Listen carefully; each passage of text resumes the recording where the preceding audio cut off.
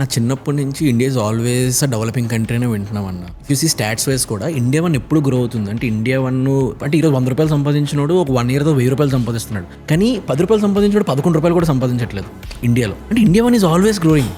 India two చాలా కష్టపడుతుంది India వన్కి వెళ్ళడానికి, ఎందుకంటే వాళ్ళ పిల్లలు కష్టపడుతున్నారు, పెద్ద స్కూల్లో వేస్తున్నారు, గ్రో అవుతున్నారు. యూ సీ ఇండియా 3 వాళ్ళ లైఫే చేంజ్ అవ్వట్లేదు. అంటే మనం ఎలా థింక్ చేస్తాం, మనం జపాన్తో కంపీట్ చేస్తున్నాము, మనం చైనాతో కంపీట్ చేస్తున్నాము, 5th పొజిషన్ నుంచి 4th పొజిషన్కి వెళ్ళగానే ప్రతి ఒక్కరు ప్రతి న్యూస్ ఛానల్ కూడా సెలబ్రేట్ చేసింది అంటే India economy is growing, flourishing అని. But nothing is changing. అంటే ఇప్పుడు మనకు గ్రోత్ ఏం కనిపిస్తుందా?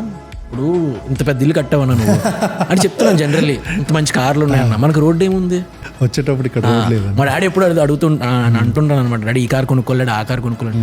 ఏ కార్ కొనుక్కోండి ఎట్రా, నీ పక్కన ఒక ఆల్ టైల్లో కూడా ఇంత అదే స్పీడ్లో వెళ్తున్నారు కదా ఇక్కడ, అలాంటప్పుడు నువ్వు ఏ కార్లో తిరిగితే ఏం పెద్ద ఫరక్ పడుతుందని. ఏం మారుతుంది? డబ్బులు ఎప్పుడు డబ్బులు అవుతున్నాడు పేదోడు.